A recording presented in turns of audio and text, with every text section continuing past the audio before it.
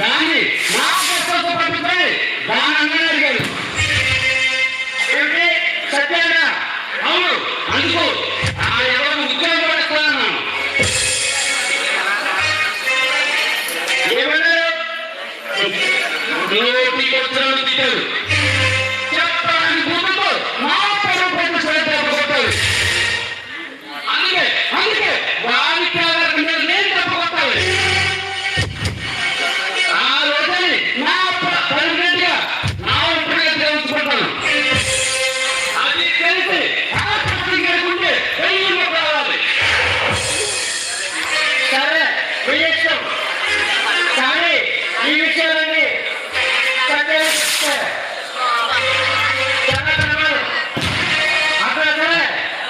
ఆత్మీయ కలవాలి.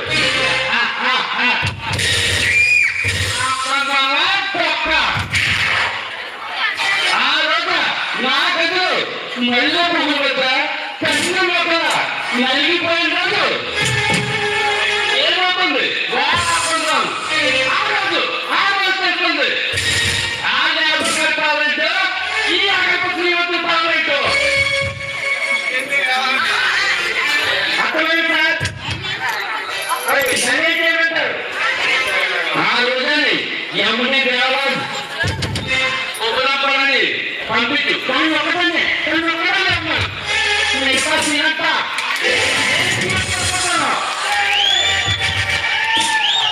సరే సార్, మీరు వేస్తారు.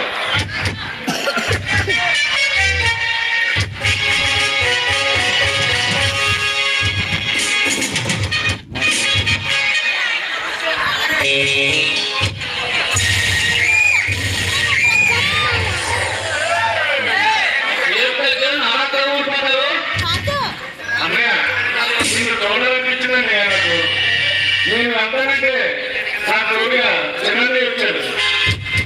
అవునయ్య, ఆ సురేష్ గారు జైలుకి తప్పించుకొని తమ్ముడు కోసం ప్రళయ కాలంలో వెంటాడుతున్నాడు. అందుకే తోడుగా నిలబెట్టాడు. అయినా ఆ సురేష్ గారు తక్కువ చేయొద్దు. వాడిని 1000 కాలంలో వెంటండి. ఏ ప్రాణం ముందు సొంత పంటలు వేస్తే పోతాడు కదిలిపోతాయి.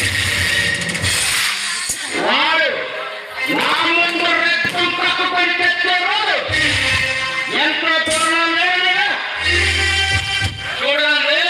మనం ఎప్పుడు సత్తుగా వాడి కన్నా ముందు మన తప్ప వాడి మీద పడాలి. అన్నయ్య, నేనే 10 మంది నాకు 2 రోజులు ఇంటి కల్పించాలన్నయ్య. ఆ సురేష్ గారు సప్త సముద్రాలు వారి తలకై పెట్టి నీ కాలం పడేస్తాను.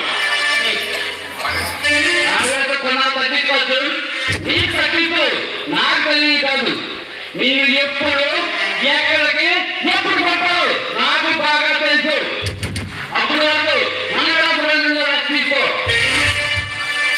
అవునండి, ఈ విషయంలోని తమ్ముడు చేతికి మాట్లాడకూడదు.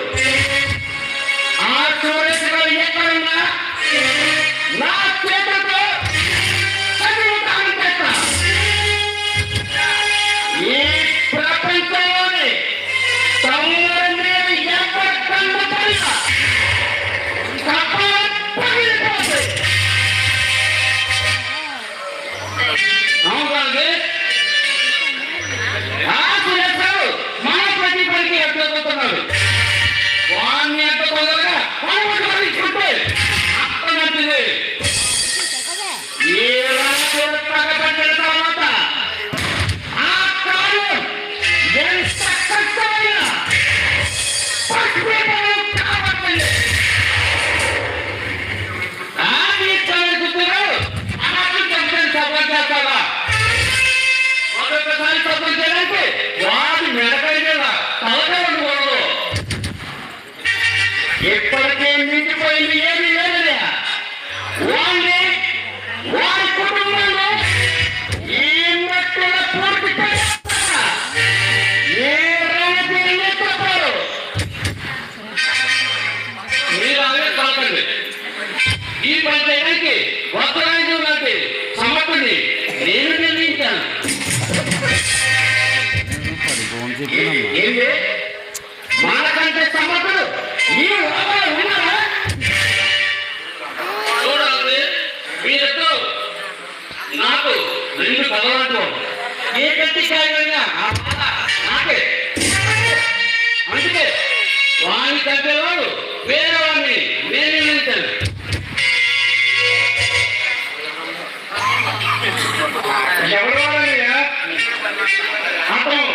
పని పూర్తి చేయగలరా? చూడండి, కూరగాయలు చూడడానికి పచ్చిపేట కావాలి, చెట్లు నగడానికి గొప్ప కావాలి. కొట్టతో కూరగాయలు పోలేం, పచ్చిపేటతో చెట్లు కాదు. కూరగాయలు చూడరా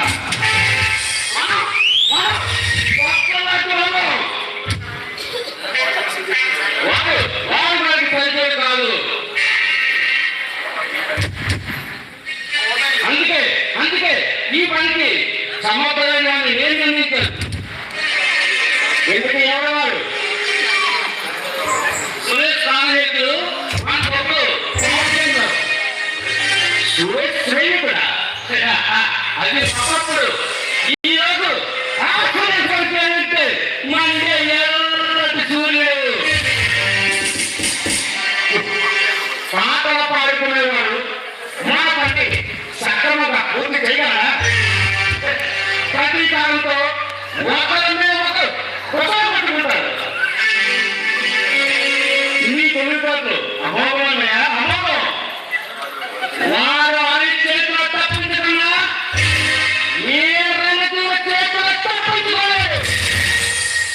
వాళ్ళే నడి రోడ్డులోనే గొప్ప మొక్కలు నడుపుతా.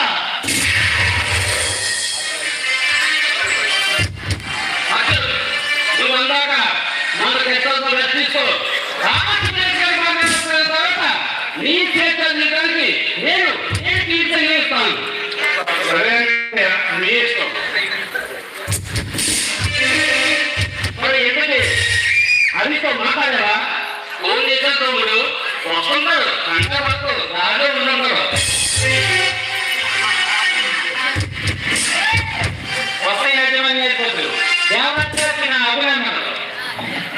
అదే మీ దాకా నాకు చాలా ఆనందాన్ని ఇస్తుంది. అంతా నా అదృష్టం సార్. ఎందుకు ఫోన్ చేశారు తెలుసుకోవద్దా? అదే ఆలోచిస్తున్నా ఎలా చెప్పాలని. ఏమి సార్, ఎవరో చూసేశాక నా ఫోన్ చేసి అర్జెంట్గా నిన్ను నా డబ్బులోకి ఇచ్చేయమంటున్నాను. అవును, మీరు నాకు తీసేయకపోతే నా డబ్బుని డైరెక్ట్ లో పే చేస్తానంటున్నారు. ముందా సురేష్ గారిని నేనే పైన పంపిస్తాను. ఇంతకీ నా సురేష్ ఎవరు? నా చెట్టు నీ విడుదలను అది ఒకప్పుడు మాట. వారి నాకు కనిపిస్తే నిర్దాక్షిణ్యంగా కాల్చి పారేస్తాను. అటువంటి మీకు వ్యాసం ఎందుకు? కాలం నేర్పిన కక్ష కదా.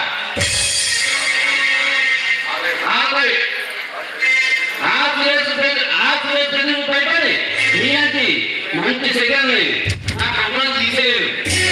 కాబట్టి ఎంతో మంది ఉపాధి కలిగిస్తున్నా నా కొడుకుని కూడా నాశనం చేసుకోలేదు. మీరు నువ్వు కావాలి, అక్కడ నా కొడుకు కావాలి. ఏం చేస్తావో తెలియదు. నాకు వేసుకోండి, ఎంత తొందరగా తీసుకుంటే అంత మంచిది. మీరే చెప్పారుగా 2 రోజుల్లో వాడు ఈ లోపంలోనే లేకుండా చేస్తాను. అలా చేస్తే నీకు ₹1,00,000 బహుమతి కూడా ఇస్తాను. అలాగే తెలియవంటే మీరే అండి. ఏ ప్రాణమైనా సరే చెప్పలో ఉన్నట్లయితే పెట్టండి. ఏంటి నీ వ్యాపారం ఎలా ఉంది? నా వ్యాపారం చేయాలి. ఒక ఎమ్మెల్యేలా, ఎంపీలా తెలంగాణ వస్తుంది. వెలుగు మన తొందరలోనే ముఖ్యమంత్రిని తప్పబోతున్నాం.